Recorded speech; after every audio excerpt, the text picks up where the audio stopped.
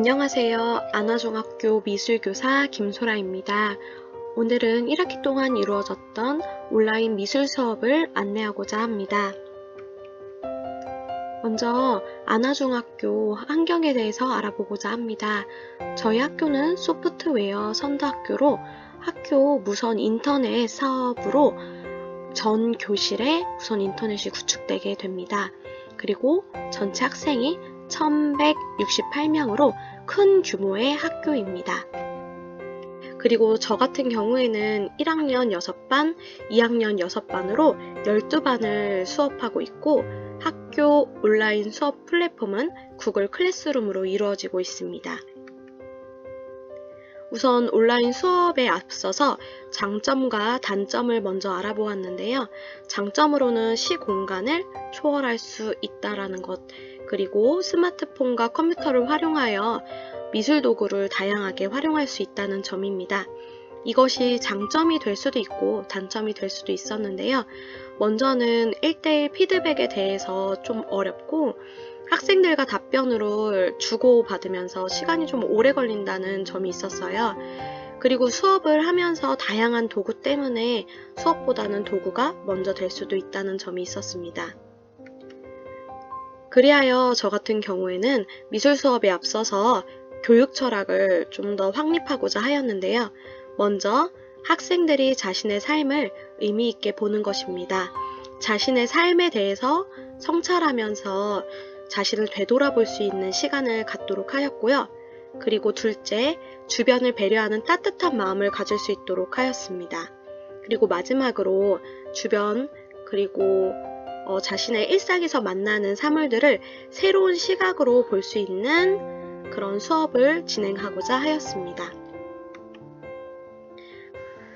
새로운 시각을 열어주기라는 수업으로 맨 처음 뱅크시 작품 감상 수업을 진행하였는데요. 수업 동기 유발로는 학교 앞에 있는 거리 미술을 사용하였습니다. 길에 이렇게 그림을 그려도 되는 것인지, 그것이 불법인지 예술인지 학생들에게 물어봄으로써 일상에 있는 거리 미술에 대해서 생각해보는 시간을 갖고자 하였습니다.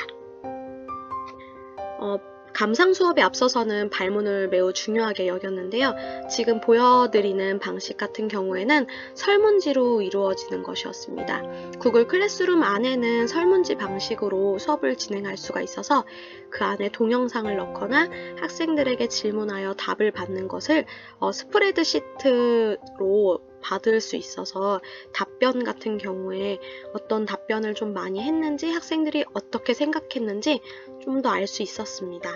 그래서 이런 발문의 경우에는 뱅크시가 왜 작품을 파괴했을까요? 뱅크시는 자신의 작품을 팔까요? 이러한 좀 발문을 하여서 학생들의 생각을 확장하고자 하였습니다. 수업의 마지막에는 이렇게 프리젠테이션으로 제출하도록 하였는데요. 다른 친구들에게 뱅크시의 작품을 소개한다라는 미션을 주고 자신의 소감을 좀 마지막에 왜 이 작품을 선택했는지에 대해서 적도록 했습니다. 학생 같은 경우에는 검색을 통해서 작품에 대해서도 아주 자세하게 상세하게 적었고요. 그리고 마지막에 보면 이렇게 소감을 적어서 작품에 대해서 성찰할 수 있는 시간도 되었던 것 같습니다. 그 다음에 이루어졌던 수업입니다. 벚꽃 엔딩 음악을 그린다면 어떻게 그리고 싶나요? 미술과 음악이 어떻게 만날 수 있을까요? 벚꽃 엔딩을 그린다면 벚꽃을 그려야 할까요? 분홍분홍 아니면 사랑스러운 느낌? 과연 음악을 어떻게 그려야 할까요? 그래서 선생님이 먼저 그려보았습니다. 새로운 시각을 열어주기라는 수업은 이전에는 이제 뱅크시의 작품으로 이루어졌고 그 다음에는 이제 수행평가로 이어지려고 음악을 그리다라는 수업으로 마련했어요. 학생들이 좀 일상에서도 미술이 쉽게 좀 느껴질 수 있게끔 음악을 연결한 융합 수업을 구상했는데요.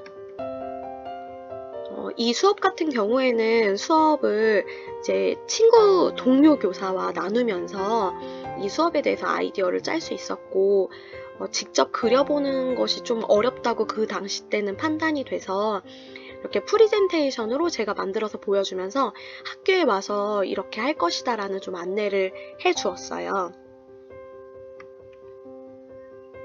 그리고 이제 새로운 시각을 열어주기라는 이제 그 다음 수업으로는 주변의 일상 사물들을 관찰하면서 이 사물들에 대해서 좀 우리가 원래 보던 시각과는 다르게 볼 수 있다라는 것을 안내해 주고 싶었고요. 이것은 이제 2학기 때 뒤샹의 레디메이드 감상 수업과 연결해서 진행할 예정입니다.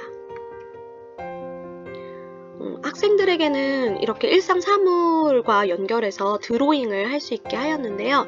이렇게 드로잉을 연결한 일상 사물을 5개씩 내라고 했는데 학생들이 엄청 잘했고 되게 적극적이었어요. 보면은 이렇게 콩나물도 이용하고 이제 오렌지도 저렇게 자르고 이제 그 당시 때 수업의 동기 유발과 자료를 보여줄 때 자연물, 인공물, 주변에 어떤 사물도 할 수 있다라는 좀 예시 작품들을 분류해서 안내를 해주었습니다.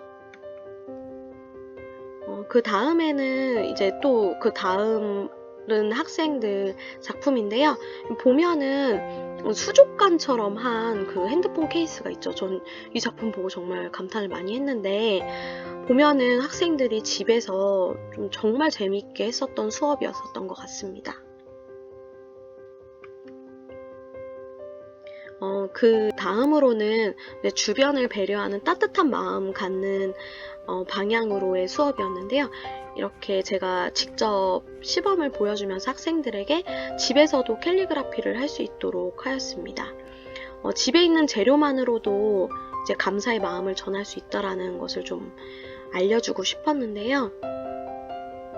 보다 보면은 이제 부모님뿐만이 아니라 친구나 아니면 선생님에게도 할 수 있게끔 얘기하였고요. 이렇게 시범을 통해서 학생들이 집에 있는 재료로 충분하게 캘리그라피를 좀 하였던 것 같아요. 보면은 이렇게 학생들 작품이고요. 이 오른쪽 아래에 보면은 이 학생이 캔버스에다가 그림을 그려도 되는지 물어봤어요. 그래서 당연히 된다고 했고 캔버스에 그림을 이렇게 그려서 낸 학생도 있었습니다. 제가 혼자 보다 보니까 너무 그림이 아까운 거예요. 너무 잘 그려가지고. 그래서 정보부에 있는 선생님께 좀 여쭤봐서 웹 전시를 할 수 있는 프로그램이 있는지 물어봤고 저희 학교에 이제 패들렛이라는 프로그램을 사서 선생님들과 같이 쓰고 있거든요. 그래서 그 프로그램을 이용해서 이렇게 전시를 또 할 수 있었습니다.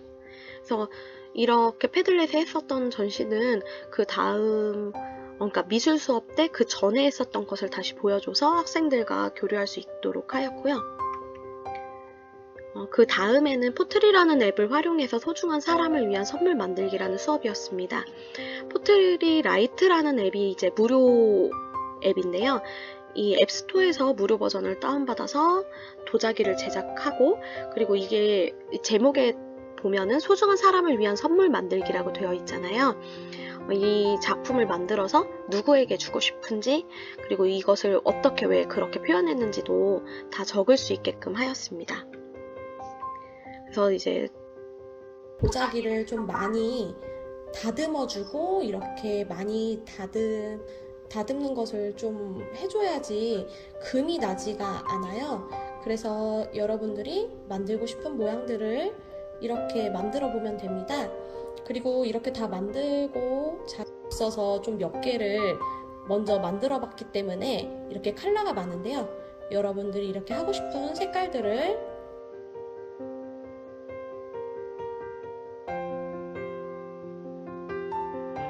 이렇게 좀 포트리라는 앱이 되게 유용했어요.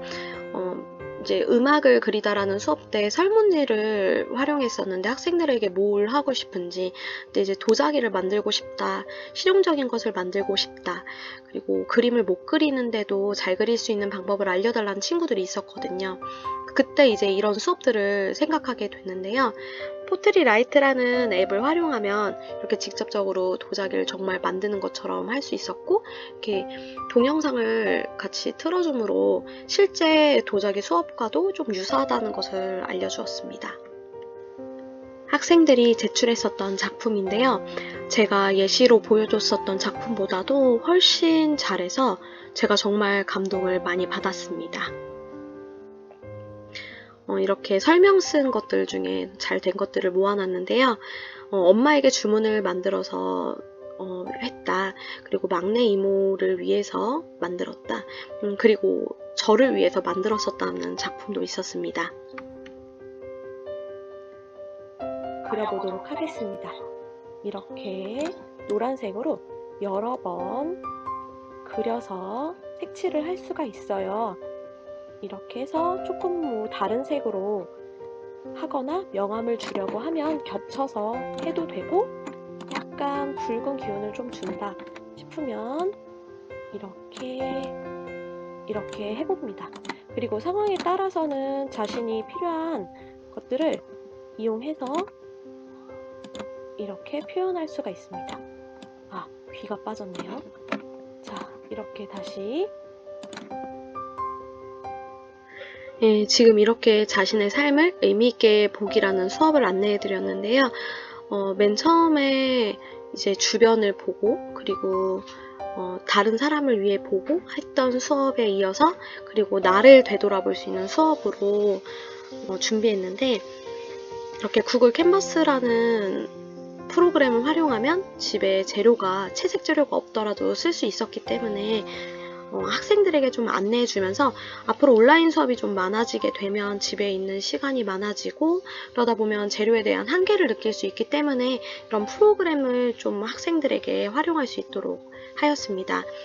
표현을 할 때 단순하게 자기가 그리고 싶은 것을 그리는 것에 그치는 것이 아니라 자기 자신에 대해서 되돌아볼 수 있게끔 하였는데요.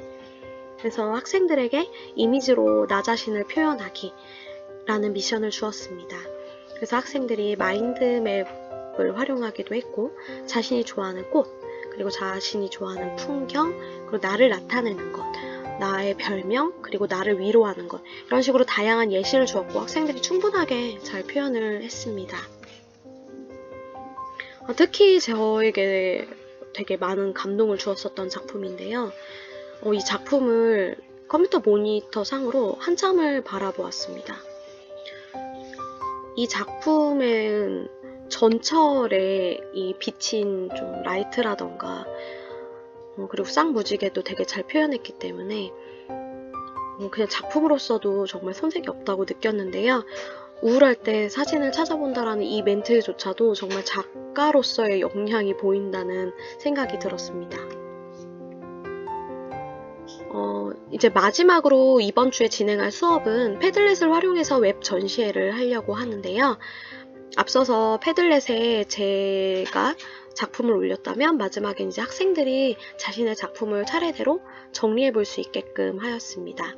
이것은 핸드폰으로도 올릴 수 있고, 그리고 컴퓨터로도 올릴 수 있기 때문에 학생들이 다른 과목 시간에도 이 패들렛이라는 프로그램을 상당히 활용하고 있기 때문에 연계성이 좋다고 생각해서 이것을 이제 웹 전시회로 해서 각 반에서 이것을 운영할 수 있게끔 했고, 그리고 2학기에는 자신의 작품에 대해서 논술을 쓰면서 되돌아볼 수 있는 시간을 가지려고 합니다.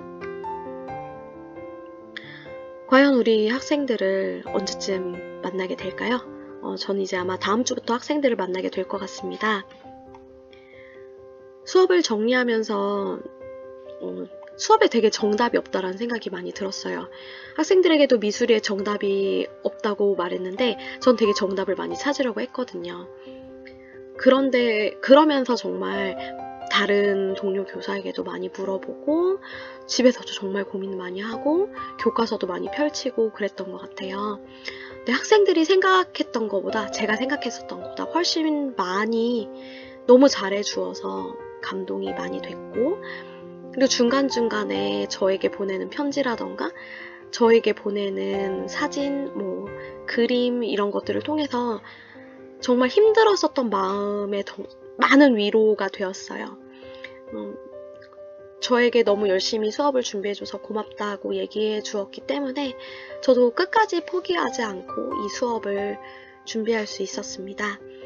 미술이 어떻게 우리 학생들에게 의미를 가져다 줄 수 있고 그들의 삶을 정말 행복하게 해줄 수 있을까라는 교사로서의 정말 고민이 많이 되었습니다. 앞으로도 계속 이렇게 고민하며 노력하는 선생님이 되고자 합니다. 감사합니다.